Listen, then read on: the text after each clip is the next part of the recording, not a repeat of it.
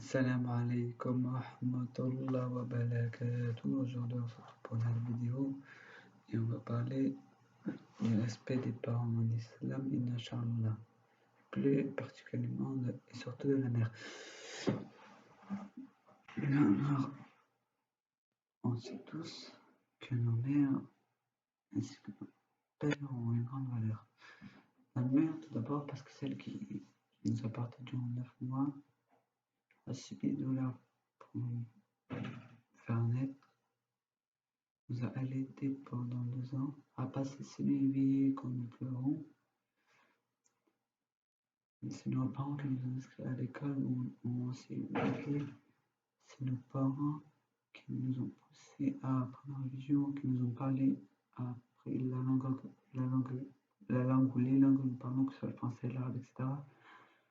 C'est nos parents qui nous ont acheté des vêtements, qui nous ont nourris, qui ont travaillé dur, pour qu'on puisse acheter des téléphones, des ordinateurs, etc., des habits, des vêtements, sortir de McDo, etc. Et toutes sortes de choses dont on ne se rend pas compte de leur valeur. Malheureusement, c'est devenu un grand fléau aujourd'hui. Un an, même sa mère, on lui dit je t'aime. Puis à 13 ans, on commence à surveiller à dire qu'on en a marre. À la majorité, on parle de chez eux. Mais à un certain âge, on leur dit maman, tu avais raison. Et plusieurs années plus tard, on peut se dire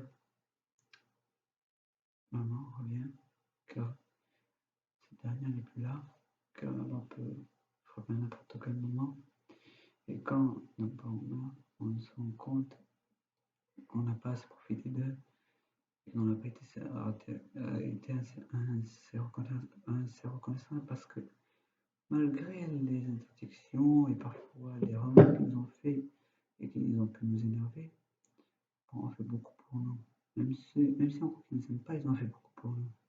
Allah subhanahu wa ta'ala dit dans le Coran, faites miséricorde et soyez miséricordieux envers vos parents.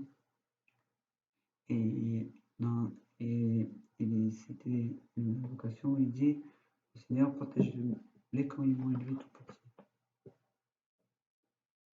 Il est également dit dans ce verset, ne leur dis pas fi, c'est-à-dire ouf, c'est-à-dire souffler ou dire trop. Cela n'est pas permis. Le prophète Mohammed sallallahu alayhi wa sallam, que la paix et la bénédiction d'Allah subhanahu wa ta'ala soit sur lui, a dit, quiconque dit, occupez-vous de vos biens, de vos mères, car le paradis se trouve sous ses pieds. Et il y a aussi une histoire, un homme a été sur le point de mourir, et on va dire au prophète Mohammed sallallahu alayhi wa sallam, on n'arrive pas à lui faire dire la ilaha illallah.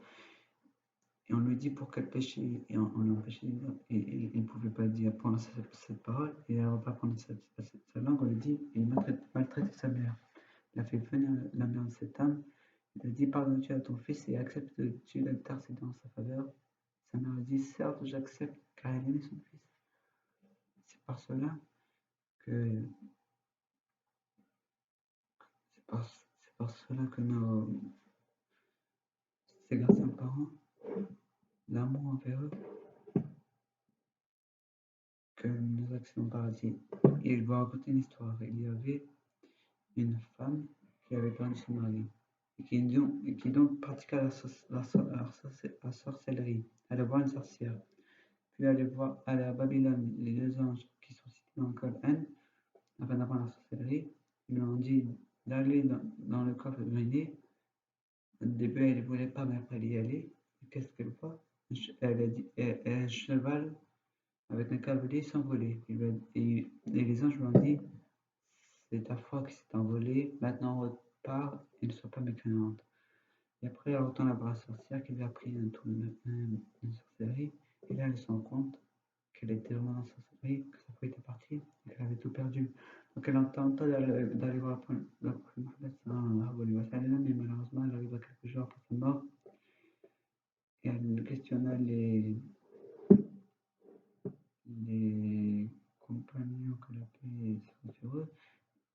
Et chacun dit, je te répondrai que si tu as tes parents.